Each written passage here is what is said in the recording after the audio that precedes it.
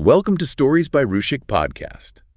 Have you ever crafted just the absolute perfect, most articulate text message to someone you like, only to completely freeze up and lose your ability to speak when you actually see them in person? Oh, absolutely. It is the worst feeling. Right. Like, you know the exact scenario I'm talking about. You're sitting alone on your couch, the lighting is dim, and you type out this, absolute masterpiece of a message. A total work of art. Exactly.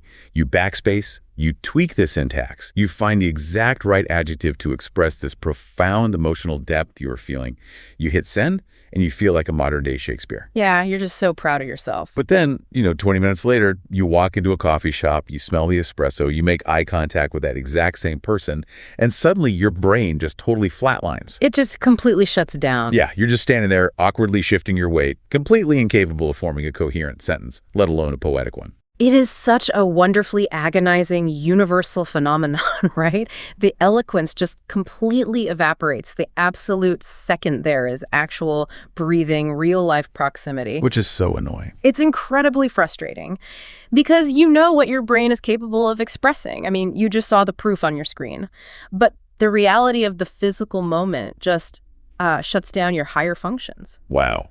From a psychological standpoint, your brain is suddenly treating emotional vulnerability like a physical threat.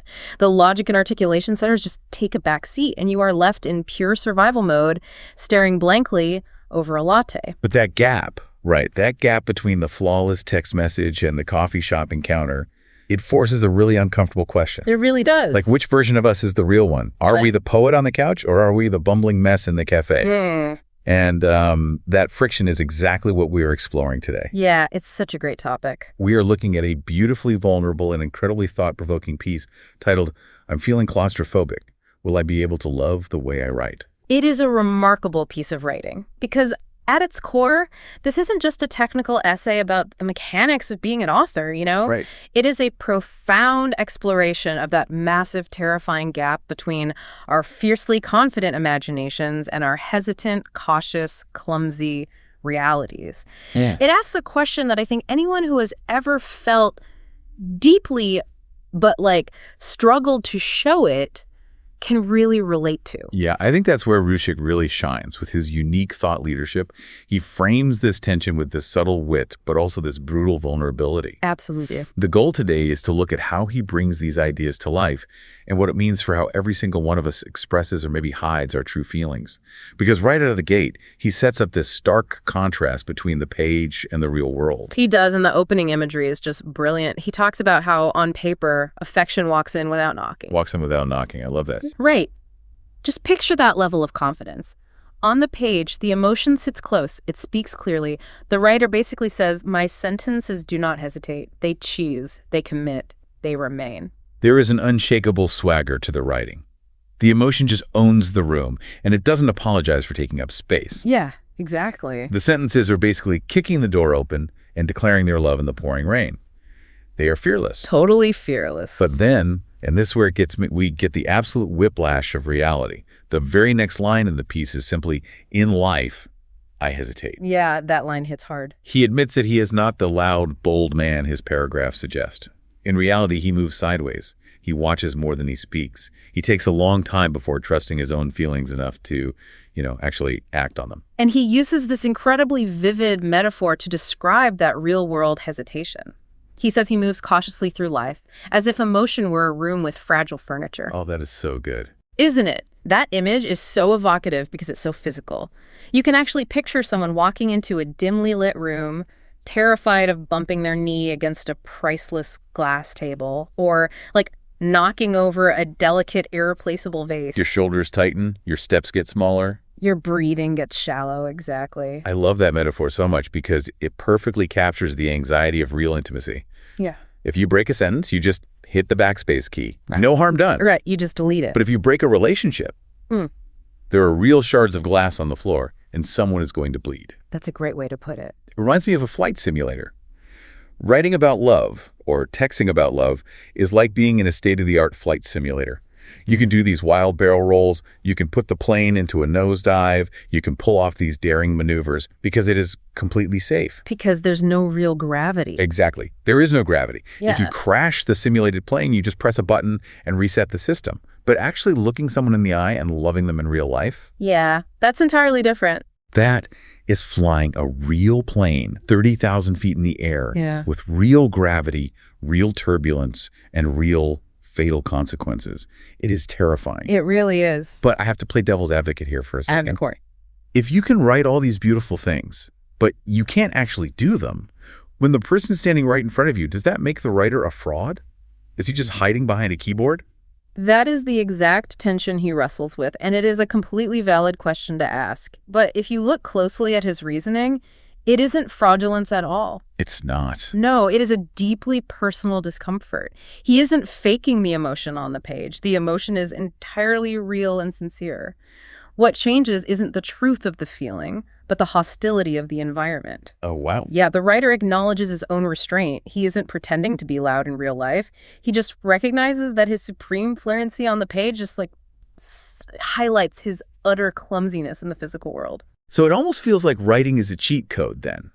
Because on paper, you control all the variables. You don't have to account for the other person's bad mood. Right. Or a weird silence. Or the fact that someone just dropped a plate in the background at the restaurant. Precisely.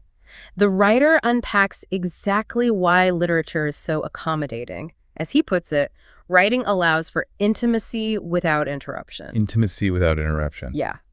That is the cheat code you were talking about. The blank page is a sanctuary.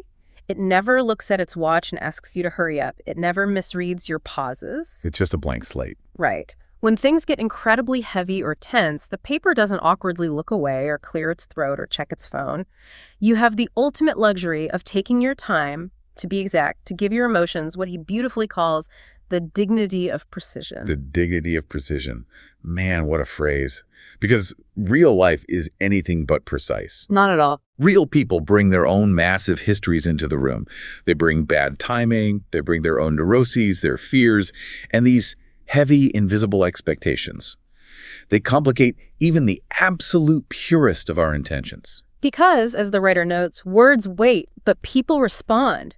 And human response is inherently unpredictable. You just can't script it. You cannot script how the other person is going to react to your vulnerability, which brings up a very dark, very subtle fear that he introduces in the text. Oh yeah, the really heavy part. He asks this terrifying question: what if this romance only pours out on paper because it has nowhere else to go? Has emotion just been turned into literature because literature cannot reject you? Ouch. I mean, that is just a brutal level of self-interrogation. It really is. It makes me think about what he calls the fear of becoming a museum of feelings. Yeah. Let's really look at that concept for a second. Because I don't think it's just about a museum. I think it's like taxidermy. Taxidermy. Okay, Yeah. how so? Well, if you think about it, a taxidermy animal is flawless. You take this wild, breathing, dangerous emotion, you drain all the messy life out of it, you stuff it, and you mount it on the wall in perfect dramatic lighting. Oh, wow. Yeah. It looks incredible. People can walk by and admire how beautiful it is, but it's dead. And more importantly, it is perfectly safe because a stuffed bear cannot maul you. That is so true. Whereas real love is like having a live wild animal in your kitchen. It is knocking over the trash. It is unpredictable. It makes a mess. And sometimes, it bites. That is a phenomenal way to frame it. The taxidermy metaphor hits the nail on the head because curation provides the illusion of control. Right. If you turn your feelings into a museum exhibit, you're acting as a curator rather than a participant. Retreating into language is comfortable, but the danger, he points out, is profound. He's afraid of just being a spectator. Exactly. He fears becoming someone who knows the concept of love perfectly in theory, but completely falls apart in the messy, unscripted practice of it. He fears fumbling when love requires, as he says, skin, presence, and responsibility. And I want to pause here and actually bring you, the listener, into this friction. Think about your own life for a second. Yeah, it's a great exercise. Do you ever curate your emotions like a museum exhibit? Do you put your feelings perfectly on display, maybe in a highly edited social media caption or a perfectly drafted email, but keep them strictly behind velvet ropes and glass? Beautiful to look at, but absolutely untouchable to the people who actually want to reach you. It is such an important question to ask ourselves because modern technology makes it so incredibly easy to curate an intellectual understanding of our feelings while entirely avoiding the physical, terrifying reality of experiencing them with another human being. We can text our affection without ever risking the eye contact. Precisely. But wait, if we go with that taxidermy idea, we hit another wall. If you're just stuffing these feelings for display, if they're just a museum exhibit, does that mean the real-life feelings were never real to begin with? Right, like, are you just faking it? Yeah. If you're always so hesitant, are you just faking it on the page? The writer fiercely and stubbornly rejects that idea. He essentially says, wait a minute, just because I am quiet doesn't mean I am empty. Okay. He refuses to believe that imagination exists without instinct. He asserts that he isn't just a spectator sitting on the sidelines, borrowing insights from other people's lives. These aren't stolen emotions. He knows what love feels like in his actual body. Right, he talks about the physical toll of it. He mentions the literal exhaustion of caring. Yes, and he talks about how attachment sharpens your attention and how wanting someone literally rearranges your sense of time. The time distortion. That is so incredibly accurate. Isn't it? Think about when you were waiting for a text message from that one specific person you were infatuated with. A single minute feels like an agonizing hour. Oh, it drags on forever. You were checking your phone, you were staring at the ceiling. But then, when you were actually sitting next to them on a couch, 5 hours feel like 5 minutes. Yeah. You look at the clock and the night is just gone. Time just evaporates. Your entire temporal reality completely shifts based purely on their presence. You cannot fake that. You cannot write about that convincingly if you haven't felt it deep in your own bones. You really can. And that leads him to this incredibly grounding reality check about what love actually looks like in real physical rooms. Right. He contrasts his quiet, deliberate nature with a society that constantly, almost obsessively, measures affection by its visibility. We live in a culture that demands visual proof of love. Oh, we absolutely demand proof. We expect love to be this highly curated, theatrical Instagram proposal. Yeah. We want the hidden photographer in the bushes. We want the drone footage sweeping over the cliffside. We want the grand, sweeping gestures that generate hundreds of comments and likes. We treat romance like a spectator sport. But the writer looks at that and says, no, that isn't it. When he imagines loving someone, he doesn't imagine drama. He imagines consistency. Consistency. He imagines remembering small things without being asked. And he uses this phrase, protecting peace without announcing it. That is such a vital, crucial distinction. I have to challenge that just a little bit, though. Okay, let's hear it. If someone tells me, hey, I love you quietly, I protect our peace without announcing it, my cynical brain immediately goes, wait a minute, did you just forget to plan our anniversary dinner? And now you're wrapping your laziness up in this noble philosophical excuse? That's hilarious. But seriously, isn't there a danger that rejecting outward displays of affection is just an excuse for being a lazy partner? That is the exact trap a lot of people fall into, and it's a very fair critique. But the writer makes a clear distinction between the absence of effort and a different currency of effort. Okay, unpack that. Protecting peace without announcing it isn't lazy. It is incredibly hard work. It means managing a stressor or taking care of a heavy burden and not immediately running to your partner with a metaphorical receipt to demand credit for it. It is silent labor. Okay, that makes sense. So think about the last time you, the listener, did a household chore that you know your partner absolutely hates doing. Say you cleaned out the gross leftovers in the fridge. A terrible job. The worst.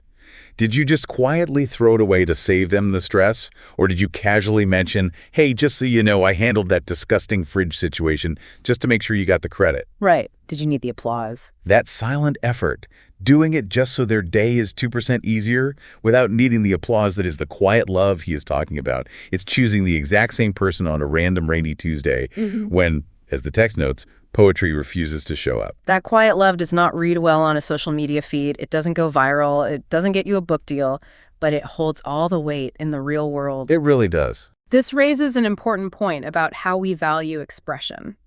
The writer explains that writing gives him safe access to his emotional extremes. The page is where the dramatic poetry lives, because the page can handle the extremes without breaking. But life demands regulation. It demands balance and restraint. I'm still stuck on the tragedy of it, though. The fragile furniture. Right. If you know the vase is priceless, you don't run through the room flailing your arms. You move with restraint precisely because you care so much about not breaking it. But won't your partner just think you're distant? That's the fear. If you're always so contained, so careful not to break the fragile furniture, will carefulness feel like indifference? If you aren't shouting your love from the rooftops, will they even know you care? That is the ultimate vulnerability he confesses to. He asks, will someone mistake my restraint for distance?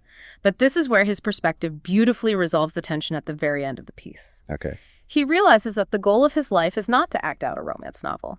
He's not trying to replicate the language of his writing in his daily behavior. Wow. Wait, let me make sure I'm following this, because that is a huge shift. He isn't trying to walk into a kitchen and speak in perfectly crafted poetic paragraphs. No, not at all. He says the goal is replicating intention instead of language. Exactly. Replicating the patience, the attention, the absolute refusal to be careless with another person's interior world. Replicating intention. I love that. If he can offer the exact same level of meticulous, focused care to a human being that he offers to his sentences, then the romance is already there. It just wears different clothes. It isn't loud. It is deliberate. That actually completely changes the metric for how we evaluate our partners. Because he isn't failing to love the way he writes. He's actually demanding to be read in real life with the same slow, attentive patience that a reader gives a book. That's beautifully said. Think about how we consume a good piece of literature. You don't sit down with a 500-page novel, scream at it to hurry up, and skip to the last page. No, you'd miss the whole point. You sit with it. You absorb the quiet moments. You let the chapters unfold. You give it the grace of pacing. He is essentially saying, read my behavior the way you read my words. Slowly, attentively, without rushing to judge the quiet spaces. It is a radical reframing of how we interact with the people we claim to care about. He accepts that he may never love theatrically, but he will love thoroughly. He will love in ways that hold a person up rather than in ways that merely impress an audience. Ways that hold rather than impress. So what does this all mean for us? It means we need to seriously interrogate how we measure affection in our own lives, both the affection we give and the affection we receive. Yes. Are we constantly looking to be dazzled and impressed? Or are we looking for something that can actually hold our weight when the world gets heavy? Are we so distracted by the lack of grand cinematic poetry that we are completely missing the profound, quiet consistency right in front of us? It leaves us with a genuinely provocative final thought to carry with us. We spend so much of our lives agonizing over whether we are expressing our feelings loudly enough or whether our partners are being demonstrative enough for the rest of the world to see and validate. It's exhausting. It really is. But what if the ultimate highest form of romance isn't about grand poetic declarations at all?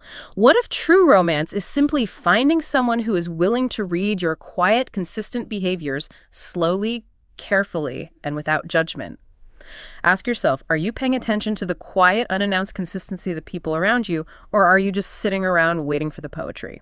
Thank you for listening to Stories by Ruchik podcast. For more such podcasts, follow Stories by Ruchik on Spotify, Apple Podcasts, Amazon Prime Music, and YouTube.